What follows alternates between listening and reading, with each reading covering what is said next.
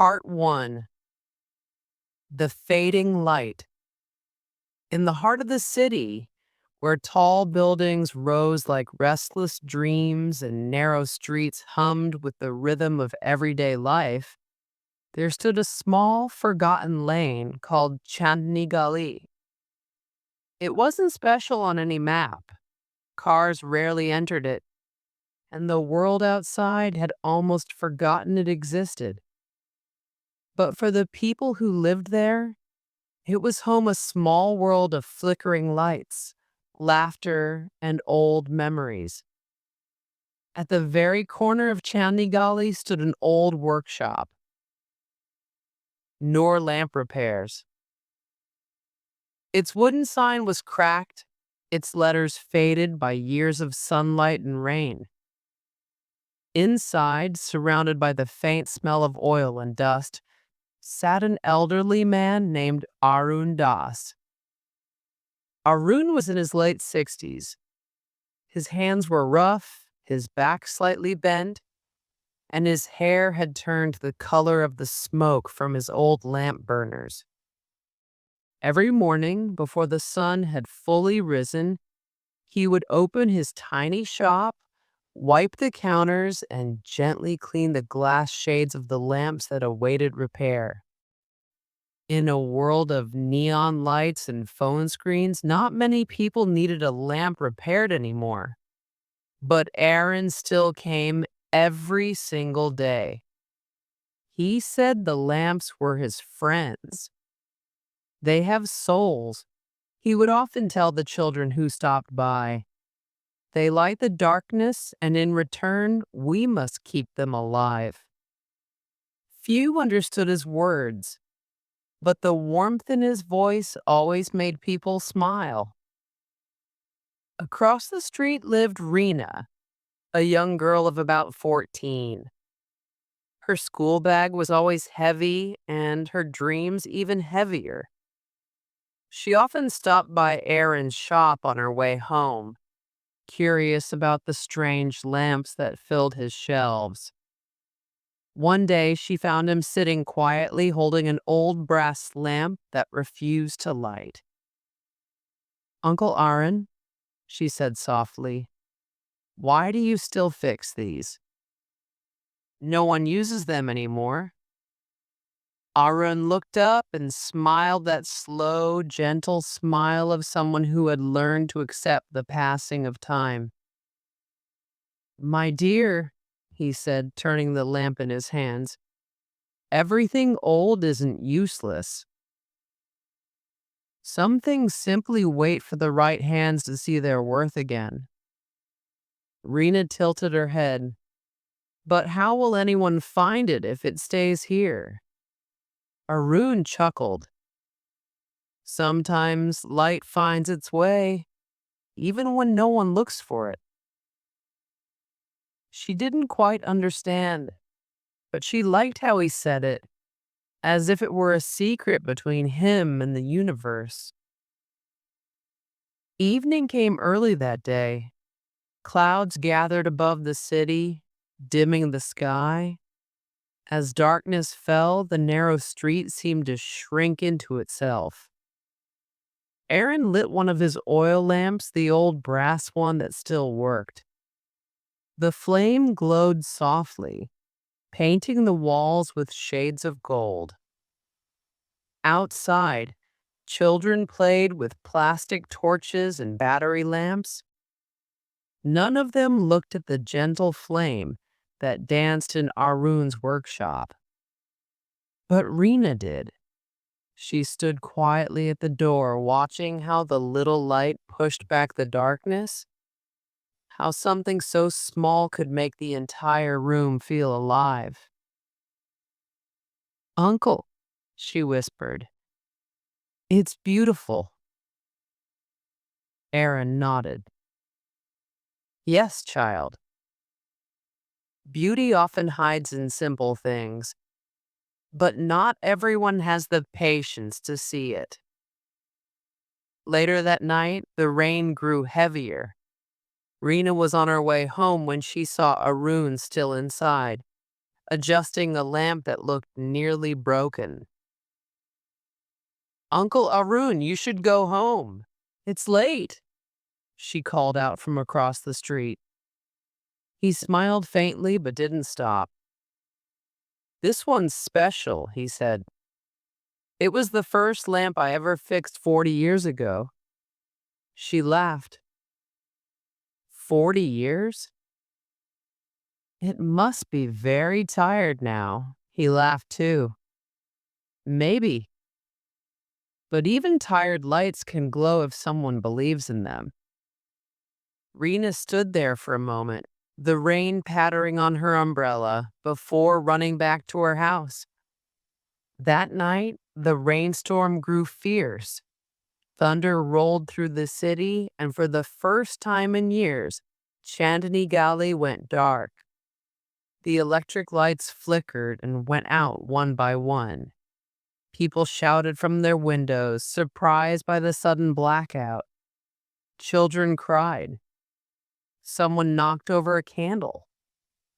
The entire lane sank into a blanket of darkness. But then a faint golden glow appeared. From Aaron's shop window, the light of a single lamp spilled softly into the street. It was the same old brass lamp he had been cleaning earlier. Its flame burned steady and calm like a heartbeat. Rina's mother looked out and whispered, "That old man still has light?" And soon, one by one, people came out of their houses drawn to the glow like moths to warmth. Within minutes, Chandni Gali was alive again, neighbors chatting, children huddled near the door, laughter echoing in the rain. All around them, the storm raged, but under that soft golden light, there was peace. And as the night went on, the old lamp kept burning. It lit not just the narrow street, but something deeper, the forgotten kindness that still lived among the people. Arun sat quietly watching from inside, his eyes reflecting the flame. He didn't say a word, but his heart whispered what his lips didn't need to that light, no matter how small, always finds its way. The morning after. When the city awoke the next morning, Chandni Gali felt strangely different. The air smelled of wet earth and relief. Children ran barefoot through puddles. Women chatted while hanging washed clothes on lines that stretched between the buildings. And in front of his little shop, Arun Das sat quietly, wiping the glass of the same old brass lamp that had burned through the night. The people who had gathered around his door during the storm now passed by with small smiles and gentle greetings. "Uncle, thank you for the light last night," said a shopkeeper. "It helped the children sleep," said another. Arun simply nodded, his eyes kind but distant. He didn't speak much, but every gesture of gratitude seemed to warm him from within. Rina arrived soon after, her uniform neat, her books wrapped carefully in a plastic bag. "Uncle Arun," she called, "you saved the whole street yesterday." He chuckled. "No, child. It wasn't me. It was this little one." He patted the brass lamp lovingly. Rina leaned closer. "But you kept it alive." Aaron looked at her, the morning sun catching the silver in his hair. "There are two kinds of people in this world, Rina," he said softly. "Those who wait for light to come to them, and those who guard a light so others can see." She thought about his words for a moment before replying. "Then I want to be like you, Uncle Aaron." I'll guard the light." He smiled that slow, wrinkled smile that made his eyes shine. "Then promise me you will never let the world make you forget the warmth of a small flame." "I promise," she said. Weeks passed, the rain stopped, and the city returned to its busy rhythm. New shops opened with bright LED boards. People hurried past without looking up. And yet, Noor Lamp Repairs stayed the same, quiet, humble, glowing faintly every evening. But things were changing. Arun's hands began to tremble a little more each day. His eyesight blurred. Sometimes he dropped a screw or mixed up the oil bottles. Rina noticed. One evening she found him sitting still, the tools untouched. "Are you tired, Uncle Aaron?" He smiled weakly. "Just an old lamp burning slower now." "Then let me help," she said quickly. "I can clean the shelves, sort the wicks, anything." He nodded. "All right, but carefully, these lamps have stories," she grinned. "I'll listen to everyone."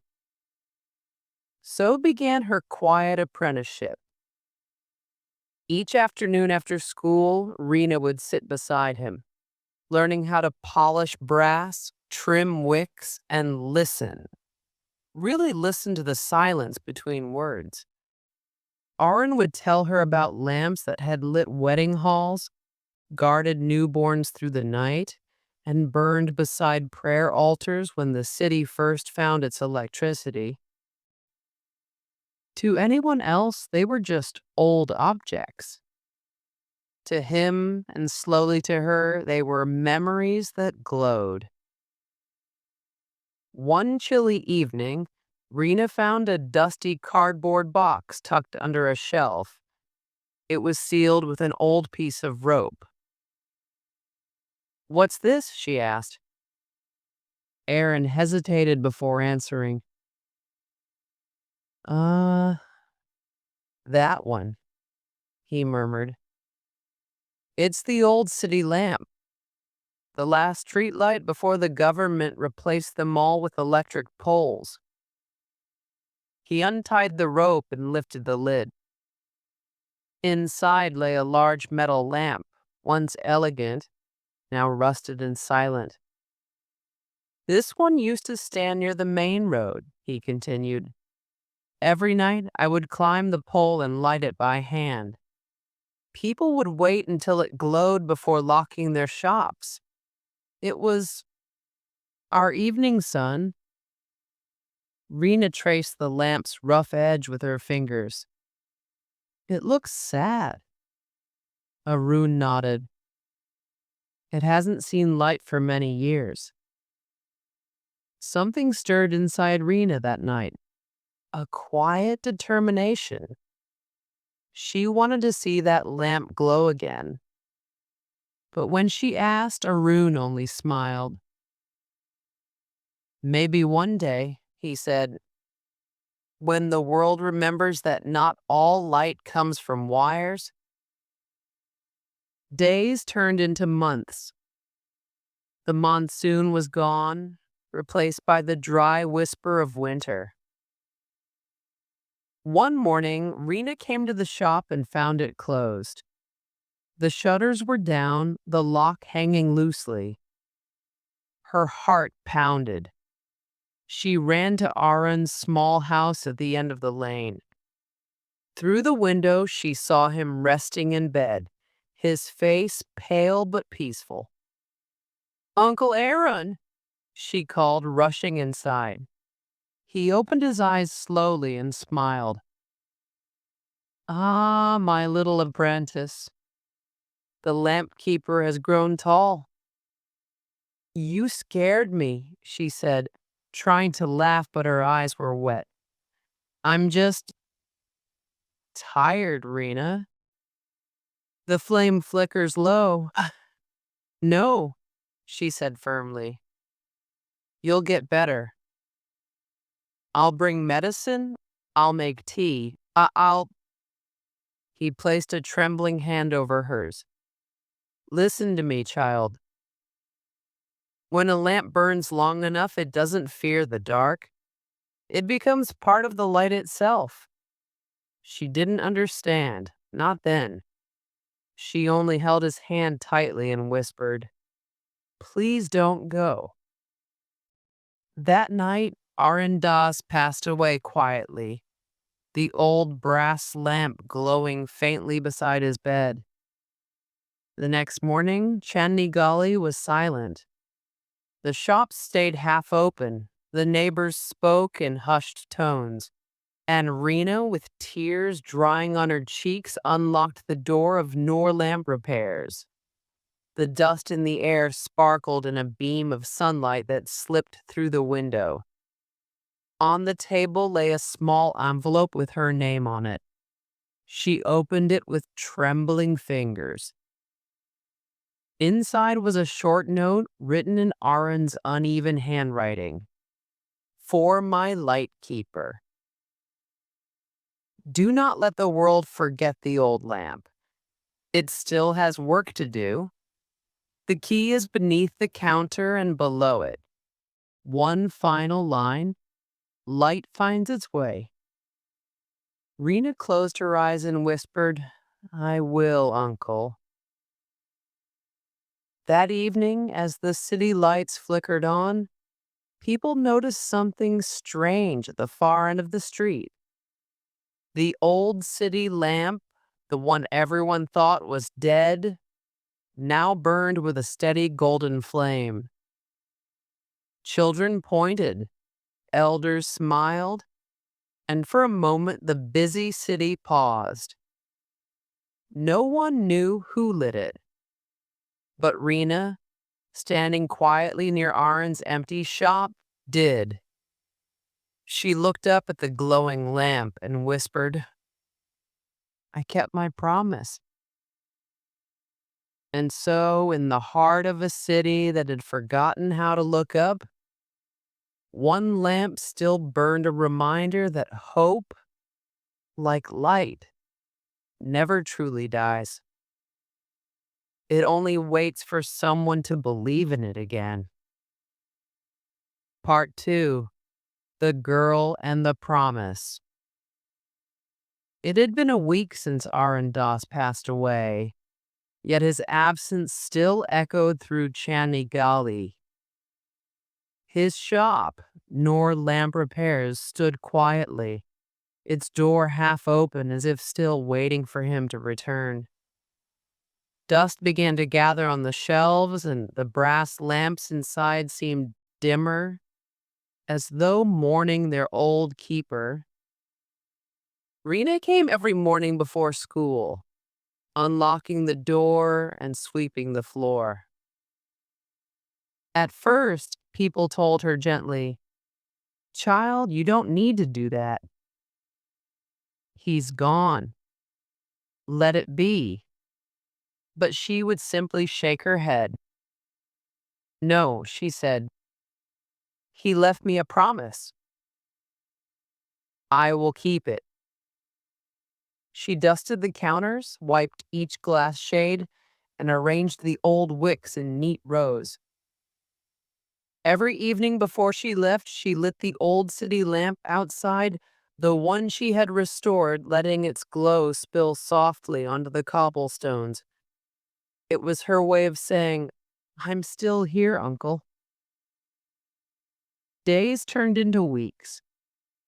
The city was moving faster now. New shops, digital signs, shiny cafes.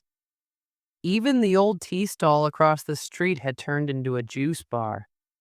But Rina's tiny shop stood like a quiet heart in the middle of it all. Simple, patient, glowing with old light.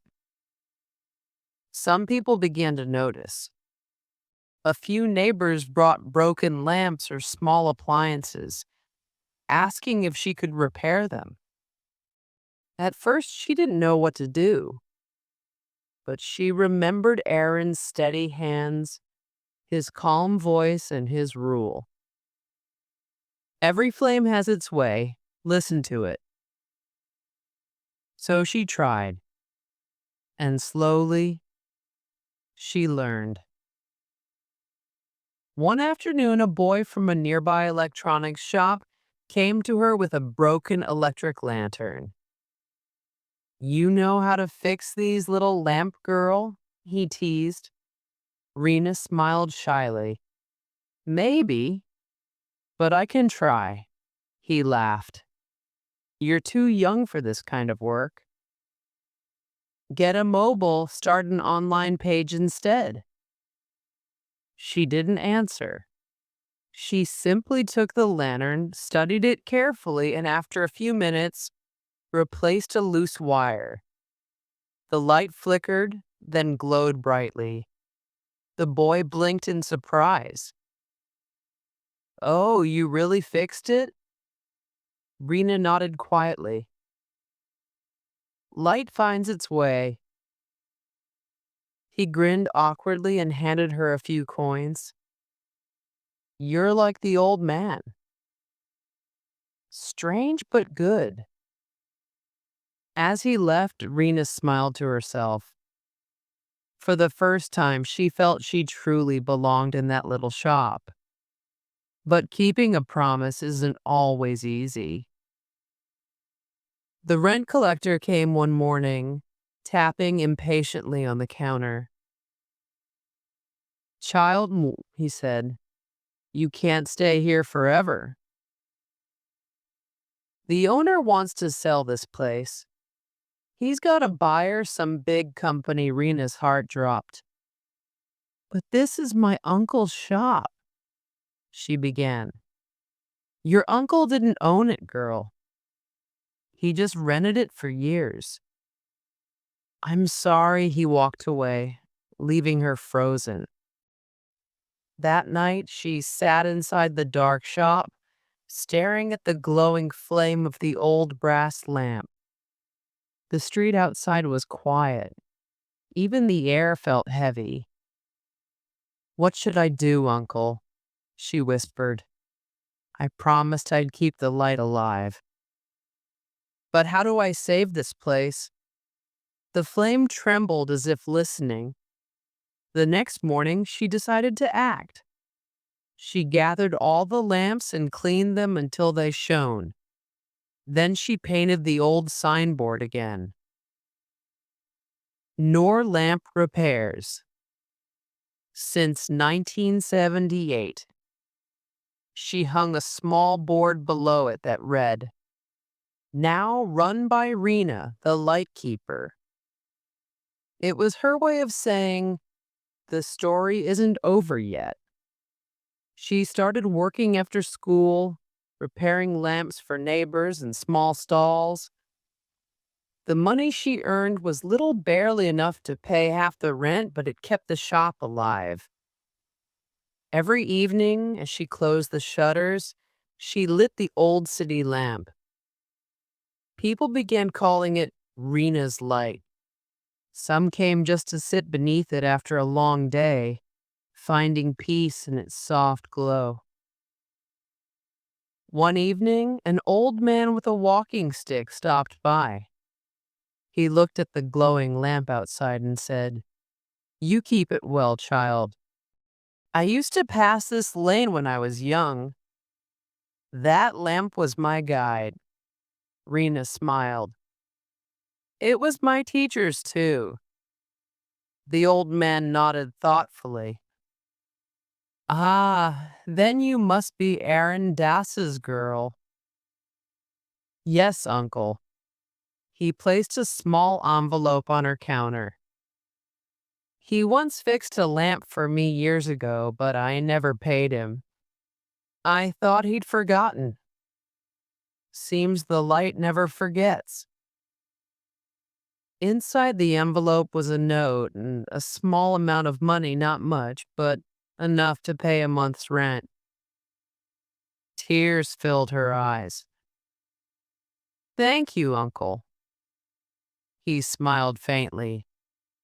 No, thank you. The world needs keepers of light. That night, Rena lit every lamp in the shop. One by one, the shelves glowed until the little room looked like a tiny festival of stars. Outside, people stopped and stared. Children pointed, saying, "Look, the lamp girl's shop is shining." Rena stood quietly behind the counter, her face glowing in the reflection of the flames. And somewhere deep in her heart, she felt Arun's presence calm, smiling, proud. But life, as it often does, decided to test her promise again. A few days later, she found a letter slipped under the door. It was from the city's redevelopment office. They planned to demolish Chandni Gali, the entire street, to make way for a shopping complex. Her hands trembled as she read the words. All occupants are requested to vacate within 2 months. The paper fell from her hands. Her shop, her promise, the old lamp, all of it would be gone. That evening, she sat outside beneath the old city lamp, watching its flame dance in the cool wind. "I won't let them take you," she whispered. But deep down, she felt a flicker of fear, the kind that comes when darkness threatens everything you love. Still, she lit the lamps as always. She cleaned the shop. She smiled at customers. And every night when she looked at the flame, she told herself, light finds its way. It always does. Days passed like tired breaths. The notice from the redevelopment office felt like a shadow following Rena everywhere. Even when she smiled, even when she worked, that shadow lingered whispering, 2 months left. Still, she didn't give up. Every morning she stood before the shop mirror, tied her hair with a simple ribbon, and whispered to her reflection, "I'll keep the light alive, Uncle." I promise. One afternoon, while she was fixing a small kerosene lantern, a group of children peeked through the door. "Rena, Dee," one of them called out. "Is it true they're breaking our street?" Rena looked up. The fear in their eyes was real. She nodded slowly. "Yes, but not yet." "Then can we help you?" another asked eagerly. A smile broke through her sadness. "Yes, we'll make this street shine one last time." The children clapped, their faces glowing with excitement. That week, Rena began painting every old lamp in bright, joyful colors: yellow, blue, green, and gold. The children helped hang them across the lane. When night came, they lit them all. The street transformed.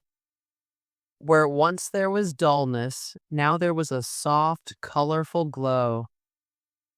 People came out of their homes just to see it. Someone whispered, "It feels like the old days again."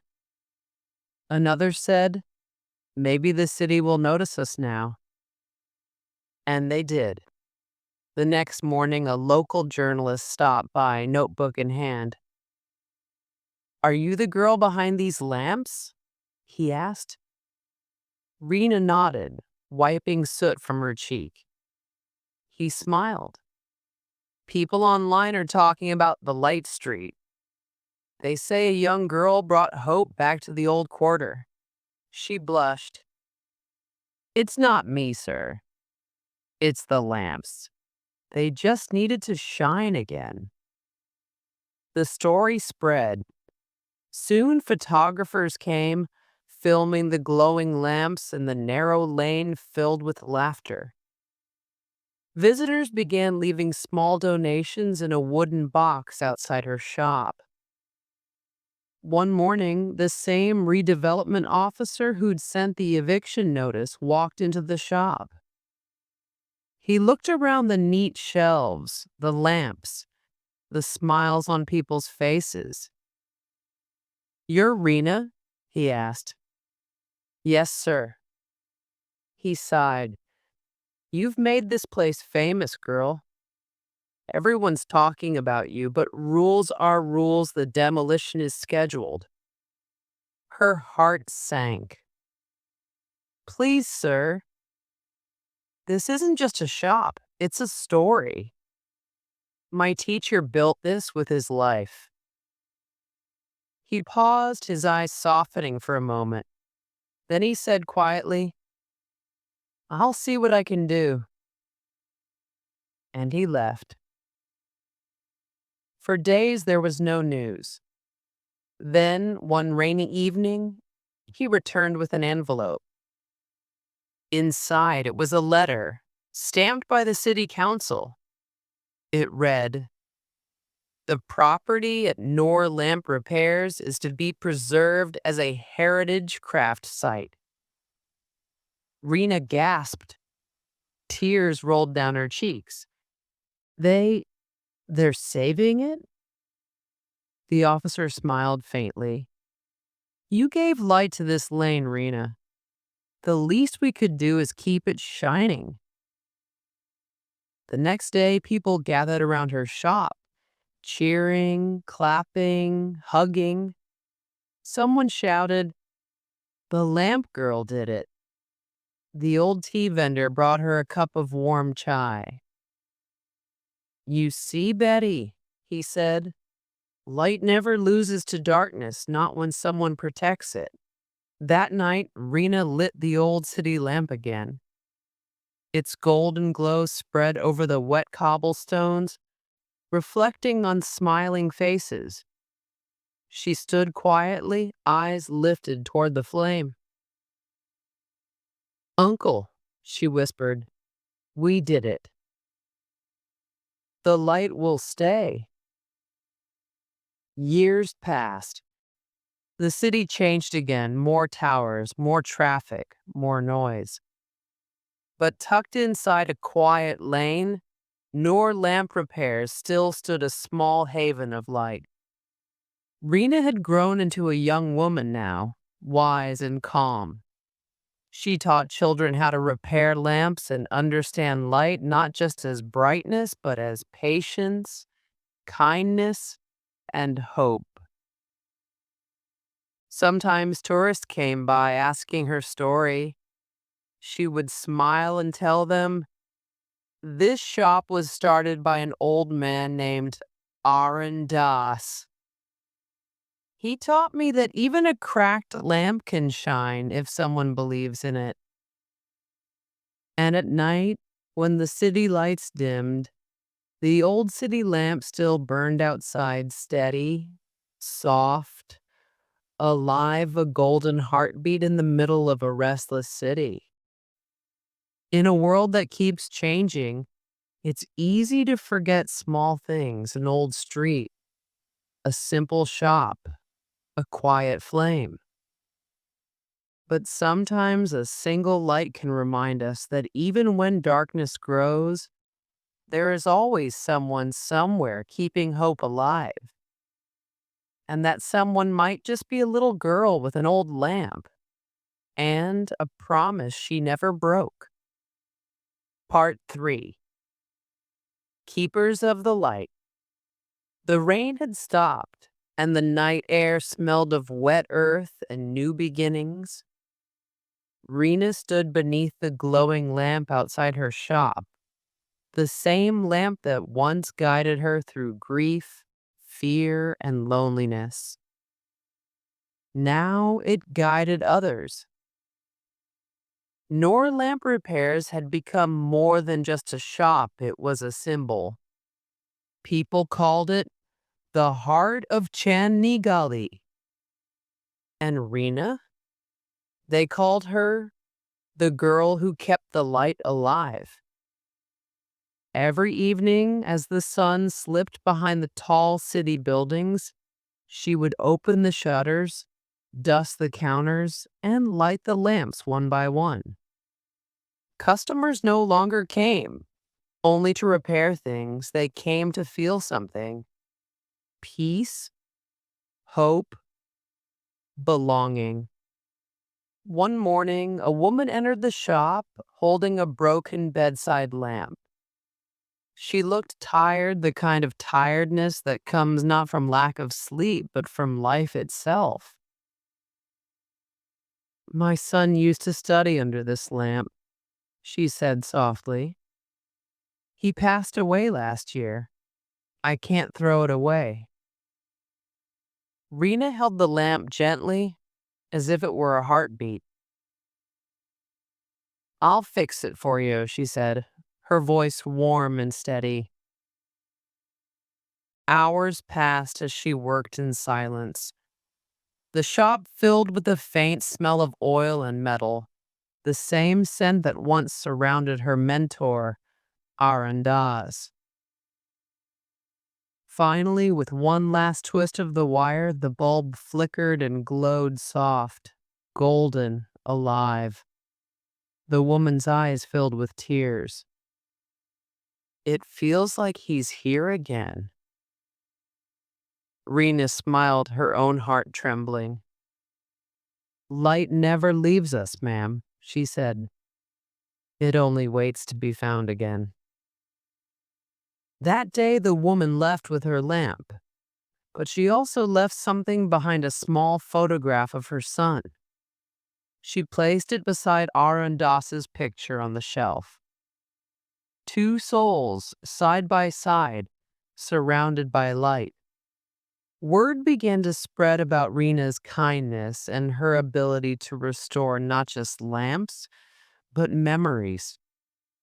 Soon, schools began inviting her to speak to children about hope and patience. One day, she visited a nearby village school, small, humble, and full of curious faces. The children sat cross-legged on the floor as Rena placed an old brass lamp in the center of the room. She began softly. "Do you see this lamp? It was once broken, forgotten, left in a corner. But someone believed it could shine again. That's how I learned when life breaks us, we can still glow. If someone believes in us, or if we believe in ourselves." A little boy raised his hand. "Dee Dee, are we like lamps too?"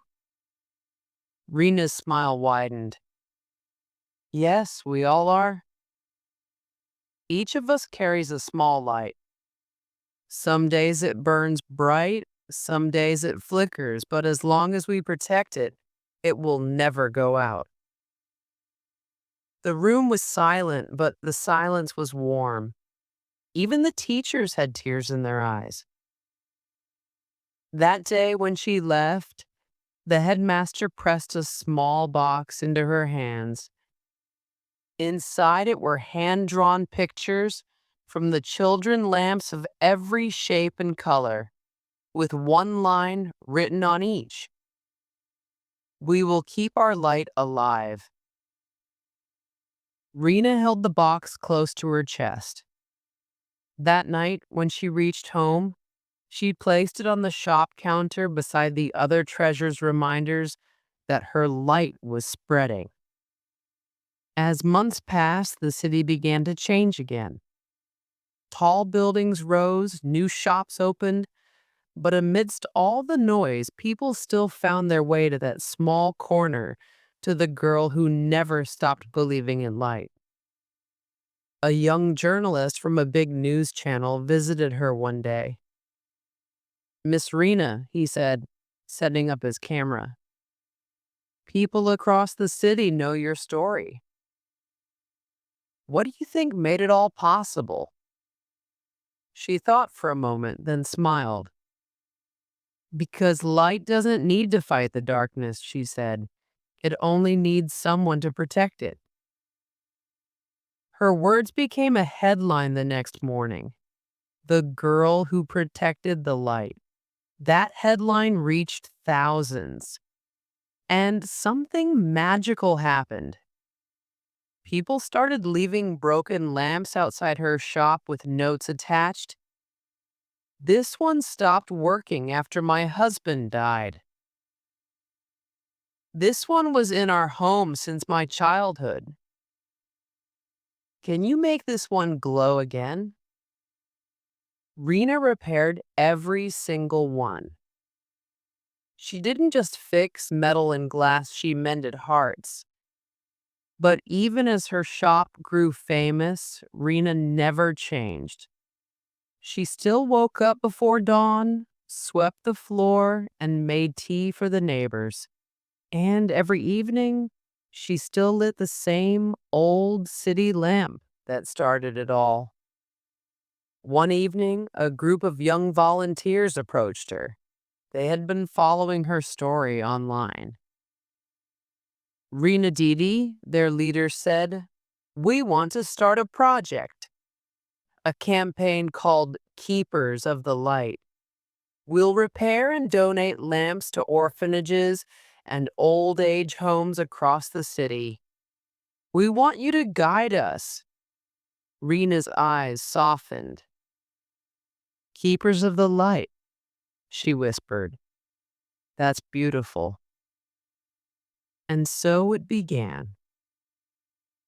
Every Sunday, the little shop became a workshop. Children, students, and elders gathered to clean, paint, and fix old lamps. They laughed, shared food, told stories, and learned the simple but powerful lesson that Arun Das had once taught. Every flame has its way. Listen to it. Months turned into a year. The Keepers of the Light movement spread to nearby towns. Rena was invited to speak at a city event, a large hall filled with hundreds of people, bright spotlights, and TV cameras. She stood on the stage, nervous but calm. Her voice was soft, but every word carried strength.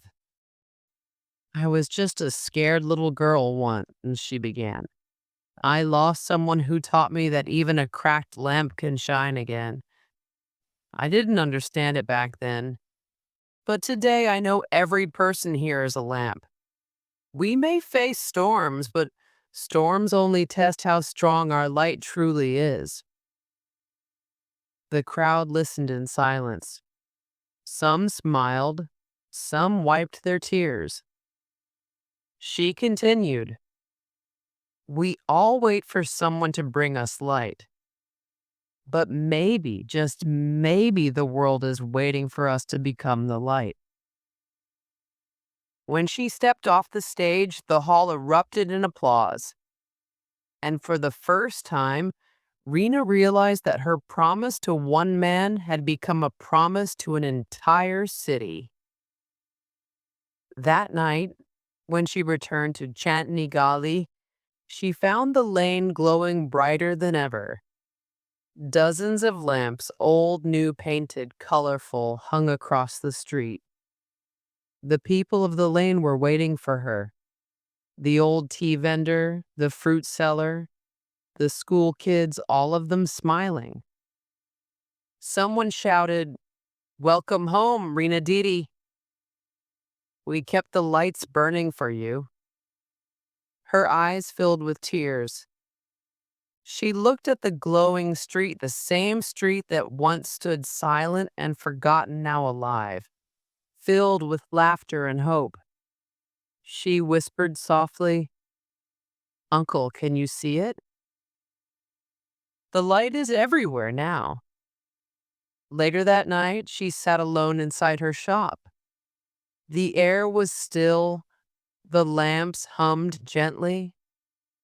She opened her old wooden box, the one that held Arun Das's tools, and placed inside it a small note. The promise is alive. As she closed the box, she smiled because she knew somewhere someone would open it years later and feel the same warmth she once felt. Outside, the old city lamp flickered softly in the breeze. Its flame was steady, golden, and kind of witness to every story that had passed through that little shop. And as the night deepened, its light reached out across streets, across homes, across hearts, reminding everyone who saw it that hope never disappears. It only waits for someone to keep it burning. The city had begun to change in quiet, invisible ways. After years of darkness, people were beginning to notice the glow, not from the streetlights or the new towers rising on the skyline, but from something simpler, warmer, closer to the heart. At the edge of the old quarter, where cracked pavements still told stories of forgotten times, the old lamp stood steady as ever. Its light had dimmed and brightened 1,000 times, depending on the wind, the dust, and the people who cared enough to keep it alive. But now, after Layla's gentle hands had brought it back to life, it seemed almost alive again. Every evening, people passing by would pause for a moment, as if drawn by something they couldn't quite explain. Some smiled, some closed their eyes and took a breath. Some simply stood in silence, feeling a warmth they hadn't felt in years. The old shopkeeper across the street would watch quietly. "Strange, isn't it?" he'd whisper. "It's just a lamp. But look at them." Layla kept visiting. Every week after school, she'd come with her little oil can, her small box of tools, and a rag to wipe off the dust. Sometimes she'd bring her younger brother, Sammy, who would chatter endlessly while she worked. "Why do you care so much about this old thing?" he'd ask one day, squatting beside her. "There are new LED lights everywhere. This one's broken half the time." Layla smiled, not looking up. "Because it's not just a lamp, Sammy. It's a promise. It reminds people that even small light can guide someone home." Sammy frowned, half understanding. "So, you think this lamp helps people?" She tightened a screw and stood up. "Maybe not in the way you think. But yes, I think it does." Across town, life went on noisy, busy, uncaring. People hurried through traffic, checked their phones, forgot to look at the sky. But once in a while, someone lost or lonely would wander into that quiet street and stop in front of the lamp. One rainy evening, an old man with trembling hands paused there. His umbrella had broken, his coat soaked through. He saw the flickering flame, warm and golden against the cold rain, and for reasons he couldn't explain, he smiled. He whispered to himself, "Still burning, after all these years." That night, when he reached home, he wrote a letter to his daughter, one he'd been avoiding for 10 years. The next day, he mailed it, all because of a little lamp that reminded him that warmth still existed somewhere. Weeks turned into months. The seasons shifted, children grew taller, and the old lamp, though its paint faded, though its glass cracked in places, stood proud and unbroken. But not everyone was kind. One evening, a group of boys passing by tossed stones at it, laughing. The lamp shook, its glass shattered, and its flame died. When Layla found it the next morning, she froze. The sight broke her heart, the glass shards on the ground, the metal bent. For the first time, she felt the weight of the world's indifference. She sat beside it for hours, quietly crying. The shopkeeper came over and rested a hand on her shoulder. "Don't cry, little one. Sometimes even light needs rest," but she shook her head.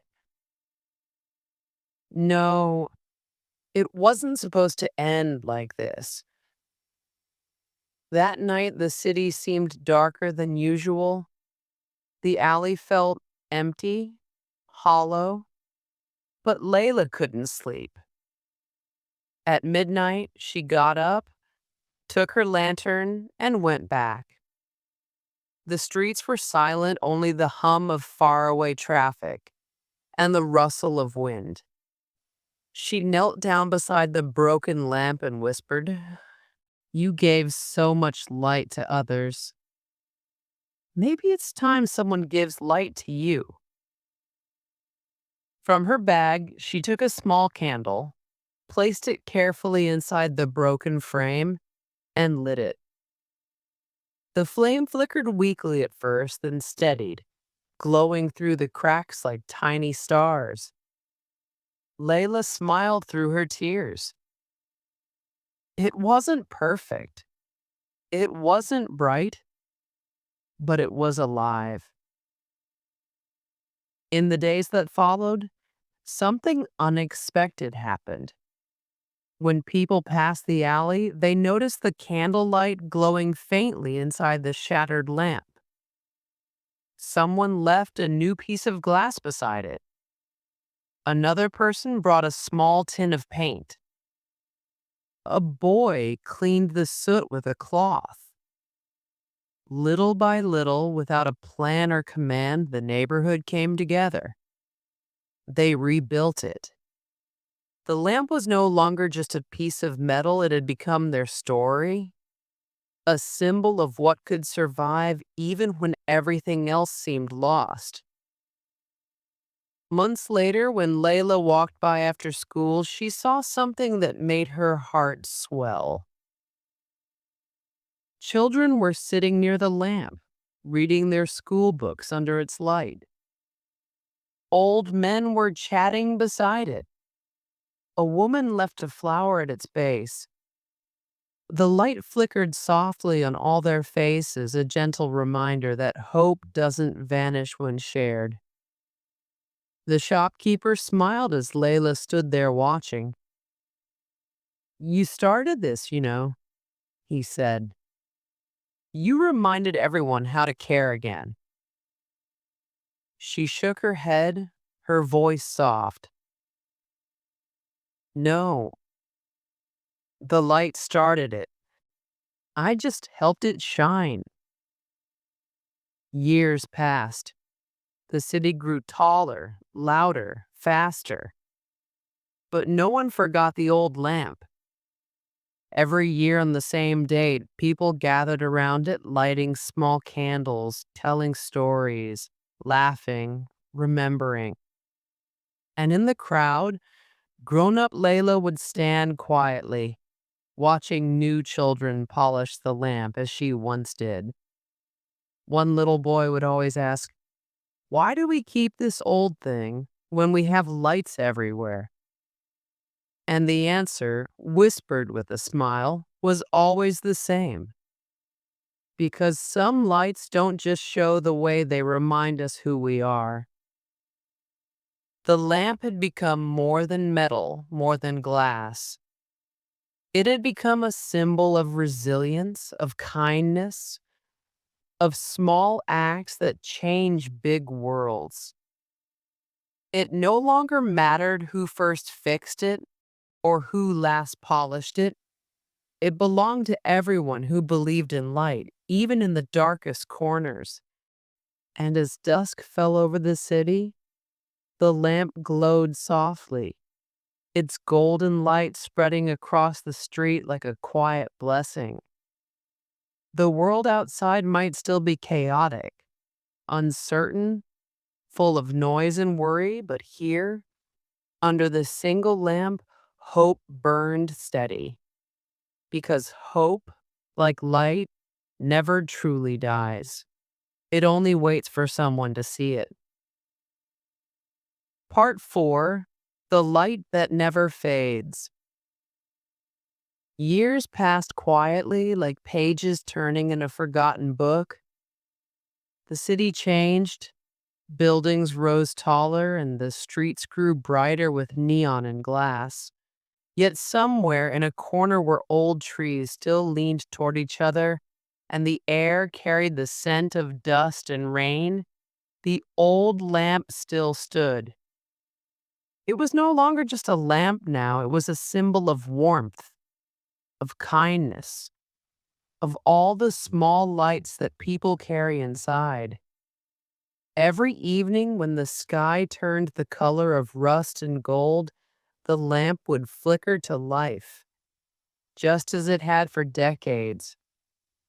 And though time had painted its frame with rust and softened its shine, it stood like an old storyteller, quiet but full of memories.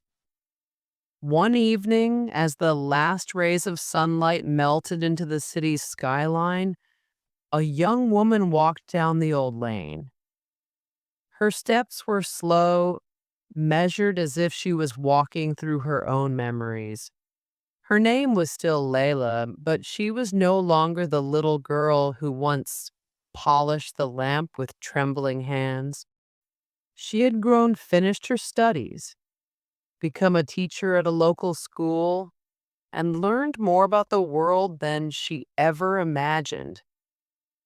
Yet something deep in her heart had never changed.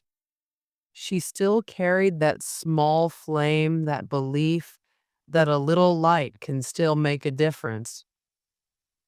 As she reached the corner, she stopped and looked up.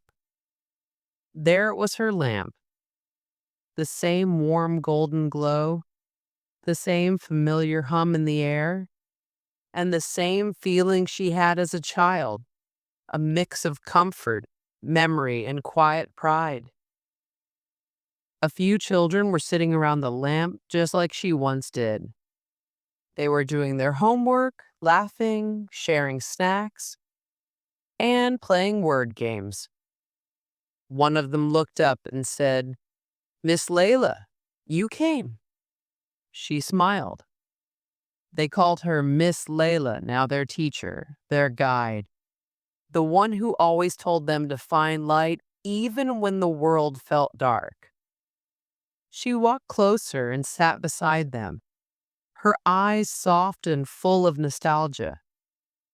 "Do you know," she said gently, "this lamp is older than any of us?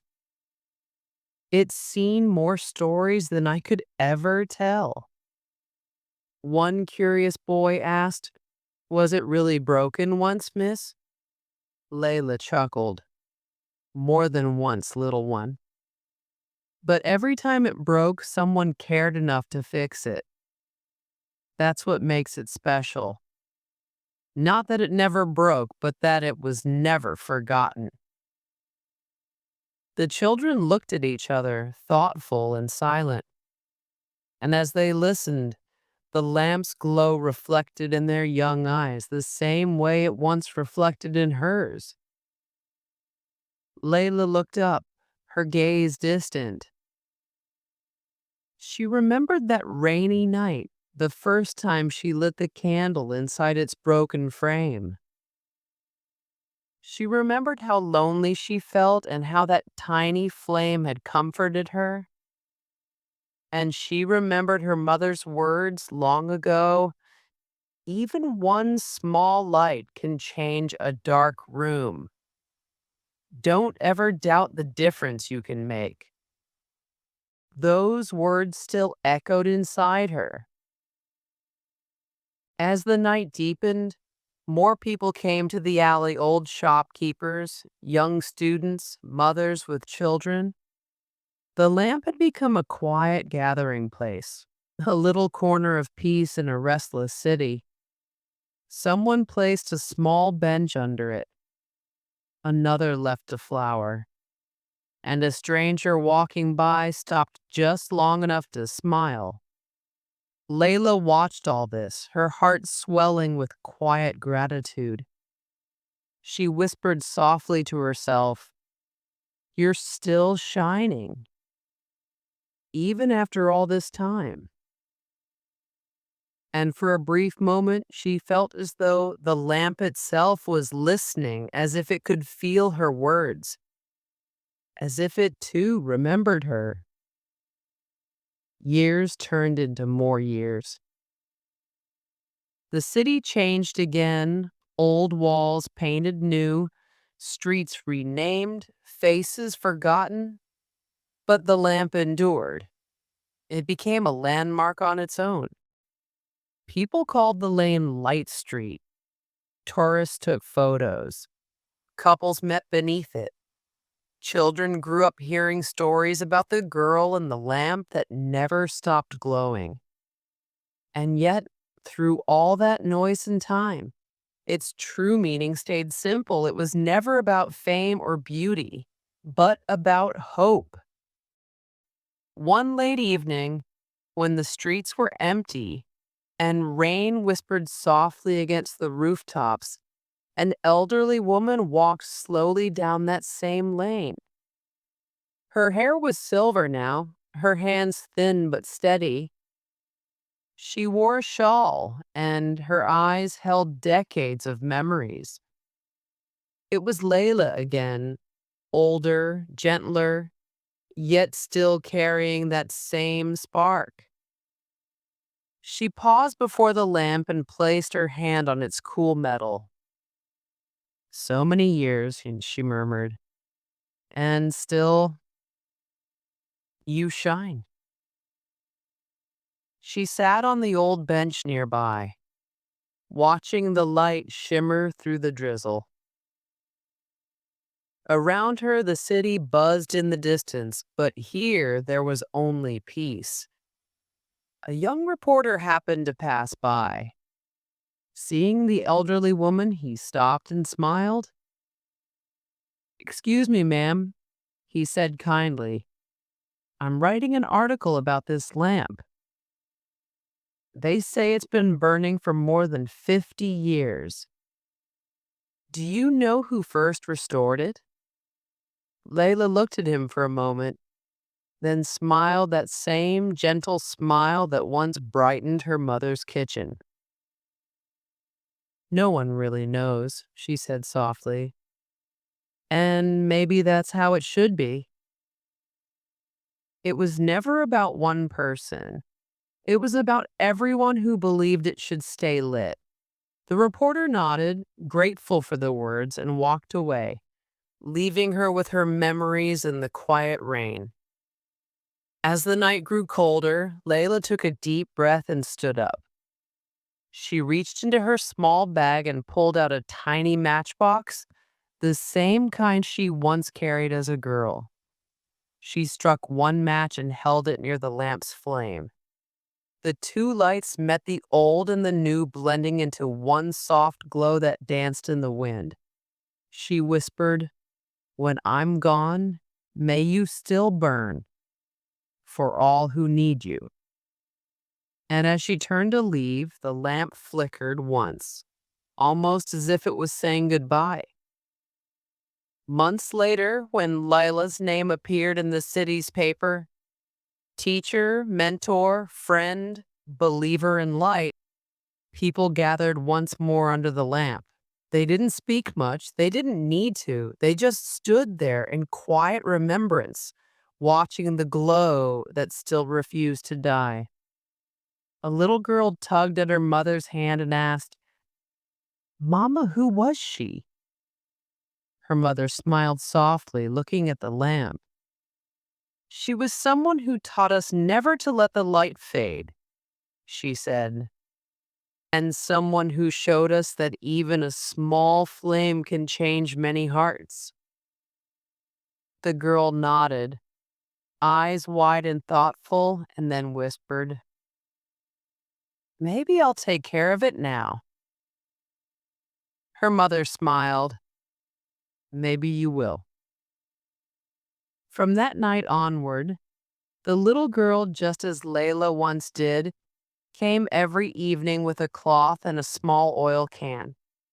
She wiped the dust, cleaned the glass, and whispered stories to the flame. And so the circle began again. One generation's kindness passed quietly to the next. The lamp never grew tired. It burned on, carrying the warmth of all who had ever loved it. Time kept moving, as it always does. But some things, some lights, never fade. Maybe because they aren't made of oil or glass, but of faith, kindness, and memory. The city continued to shine brighter with technology and color, but in that small lane under the banyan tree, a gentle glow still reminded everyone that real light begins inside the heart. And if anyone ever paused to listen closely, they might just hear a soft whisper in the wind. Keep the light alive.